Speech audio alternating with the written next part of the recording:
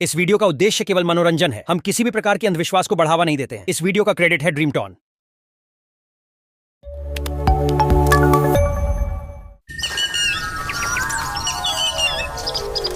मोहनपुर में रहने वाला रमेश और शीला की शादी को कुछ ही महीने हुए थे। शीला जितनी ही सरल और सीधी थी, रमेश उतना ही चंचल और रंगीन था। एक दिन दोनों बाजार जाते हैं। तभी शीला की नजर एक छोटी सी बच्ची पर पड़ती है। शीला रमेश से कहती है, रमेश वो देखो कितनी सुंदर है ना, और कितनी मासूम भी। हाँ तुम सही कह रही हो। सही मायने में इसे कहते हैं खूबसूरती। मुझे वो बहुत पसंद है। मुझे भी बहुत पसंद है। मेरा मन कर रहा है कि मैं उसके पास जाऊं और उसके गाल पकड़कर उसे प्यार कर लूं। मेरा मन भी कुछ ऐसा ही कर रहा है। उसे देखकर मैं अपने आप को तो रोक ही नहीं पा रही। मैं भी। चलो ना हम दोनों उसके पास चलते हैं। क्या तुम सच कह रही हो? तुम्हें मेरे उसके पास जाने से कोई एतराज नहीं है? इसमें झूठ बोलने की क्या बात है? भला मुझे क्यों एतराज होगा? चलो हम दोनों चलते हैं। चलो फिर देरी कैसी? दोनों उस बच्ची के पास पहुंचते हैं और शीला उस बच्ची का गाल पकड़कर उसे प्यार करती है। रमेश चुपचाप खड़े होकर देख रहा था। शीला बच्ची की माँ से, आई एम सॉरी, प्लीज मुझे माफ कीजिएगा। मैंने आपसे बिना पूछे आपकी बच्ची को प्यार किया, लेकिन ये है ही इतनी क्यूट कि मैं खुद को रोक ही नहीं पाई। इट्स ओके, कोई बात नहीं। अरे रमेश क्या हुआ, चुप क्यों खड़े हो? आपको भी तो प्यार करना था। नहीं, मैं तो दूर से देखकर काम चला लूंगा। अरे ऐसी कोई बात नहीं है, अगर आप भी प्यार करना चाहते हैं तो कर लीजिए। रमेश खुशी से बच्ची की माँ के गाल पर एक किस कर देता है और वो औरत भरे बाजार में जोर से एक तमाचा रमेश के गाल पर मारती है। ये क्या बदतमीजी है? रमेश ये क्या कर रहे हैं आप? आपका दिमाग तो सही है। मैंने क्या किया है? इन्होंने ही तो कहा था कि अगर आप भी प्यार करना चाहते हैं तो कर सकते हैं, तो मैंने कर लिया। ये आदमी पागल है, पागल। इसे पिंजरे में कैद करके रखो। ये लोगों के बीच लाने लायक नहीं है, हैवान कहीं का। वो गुस्से में वहाँ से अपनी बच्ची को लेकर चली जाती है। इस बात पर शीला और रमेश घर आकर बहुत लड़ते हैं। रमेश शीला से माफी मांगता है और उससे वादा करता है कि वो दोबारा ऐसी गलती नहीं करेगा। लेकिन दूसरी तरफ अब शीला समझ चुकी थी कि रमेश एक रंगीन मिजाज का इंसान है।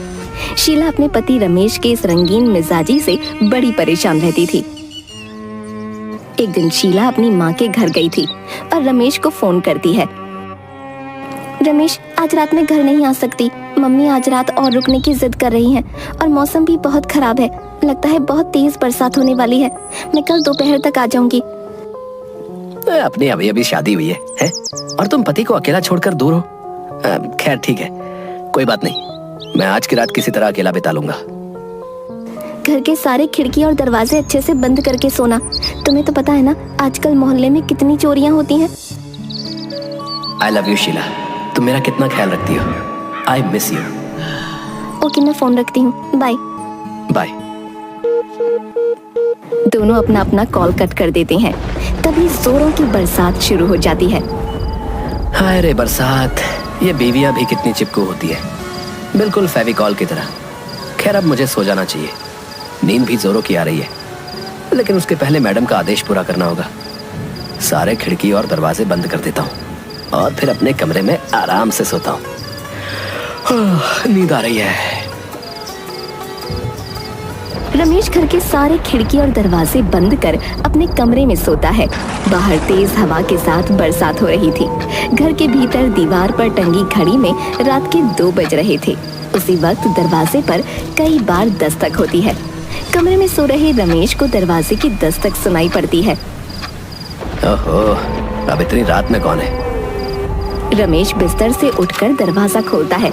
सामने पानी में भीगी हुई एक खूबसूरत सी लड़की खड़ी होती है। आप? जी मैं सिमरन। सिमरन? खैर छोड़िए, आप यहाँ कैसे?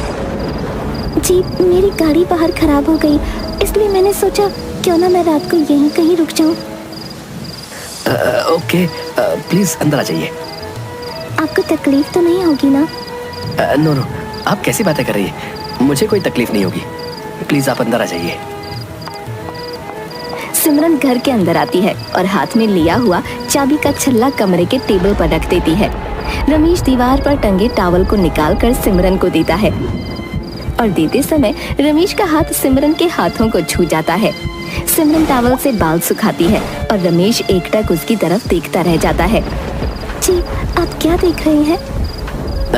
नहीं कुछ नहीं, मैं तो सिर्फ आपसे पूछ रहा था, आप चाय लेंगी या कॉफी? अरे कुछ नहीं, इतनी रात में आपको तकलीफ होगी। अरे नहीं, मुझे कोई तकलीफ नहीं होगी, बल्कि मुझे तो बहुत अच्छा लगेगा आपके साथ बैठकर इस बरसात में चाय और कॉफी पीने में। मैं लेके आता हूँ। रमेश किचन के अंदर चला जाता है। सिमरन की नजर दीवार पर टंगी शीला की तस्वीर पर जाती है और टेबल पर रखे कुछ तस्वीर और मैगजीन पर भी। रमेश चाय लेकर किचन से बाहर आता है और चाय का प्याला सिमरन के हाथ में देता है। सिमरन शीला की तस्वीर की ओर इशारा करके पूछती है, ये लड़की शायद तुम्हारी गर्लफ्रेंड होनी चाहिए। रमेश जैसे ही चाय का प्याला मुंह को लगाता है, सिमरन की बात सुनते ही उसे झटका लगता है। नहीं, हाँ, ये मेरी एक्स गर्लफ्रेंड है, काली कलूटी कहीं की। कितनी बेकार दिख रही है ना।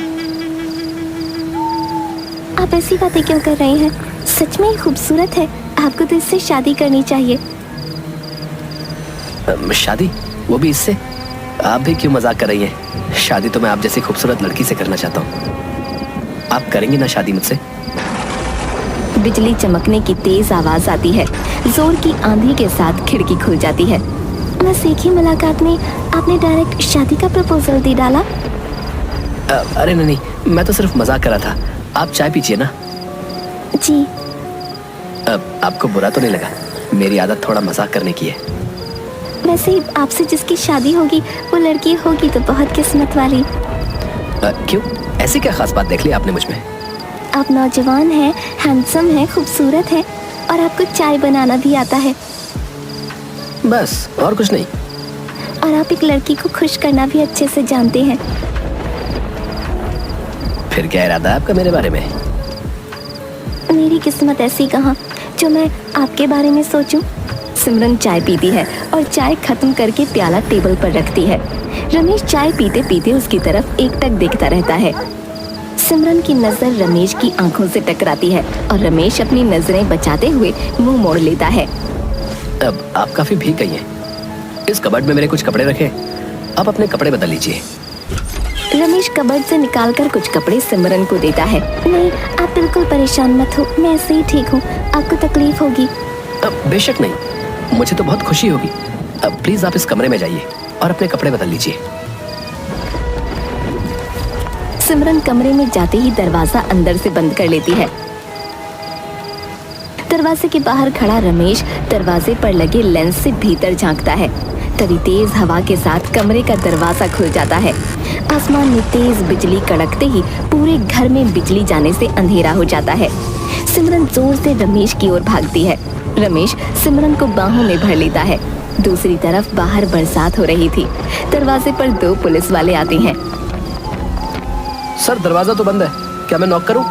हाँ, नॉक करो, देखते हैं शायद कुछ हेल्प मिल जाए। कांस्टेबल दरवाजा नॉक करता है। कुछ देर तक कांस्टेबल दरवाजे पर नॉक करता रहता है। सर, लगता है घर में कोई है नहीं। डोर पर कोई लॉक भी नहीं है। घर में कोई ना कोई होना चाहिए। एक बार फिर से कोशिश करो। कांस्टेबल दरवाजे पर दोबारा नॉक करता है। ओह नो, अब न जाने इस समय कौन है, मैं देख कर आता हूँ। ओह डार्लिंग, प्लीज जल्दी आना। मैं बस यूं गया और यूं आया, तुम करो। रमेश कमरे से बाहर आता है। मेन डोर के पास आकर रमेश टेबल पर रखी मोमबत्ती को जलाता है। दरवाजे पर एक बार फिर नॉक होती है। 1 मिनट रुको, मैं डोर खोल रहा हूँ। रमेश हाथ में जलती मोमबत्ती लेकर दरवाजा खोलता है।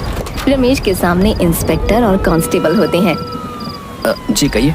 देखिए, यहीं करीब में एक एक्सीडेंट हुआ है और इस बरसात की रात में हमारे पास टॉर्च भी नहीं है। क्या आप हमें कोई टॉर्च वगैरह दे सकते हैं? इंस्पेक्टर साहब, इस समय मैं कुछ प्राइवेट काम कर रहा था। आप लोगों को रात में डिस्टर्ब करने से पहले कुछ सोचना चाहिए। क्या साहब, इधर किसी की जान चली गई और आप जरा सी मदद भी नहीं कर सकते? दरअसल इस एक्सीडेंट में एक लड़की की दर्दनाक मौत हो गई है। ये रही उसकी तस्वीर। मोबाइल पर इंस्पेक्टर रमेश को खून से लथपथ सिमरन की तस्वीर दिखाता है।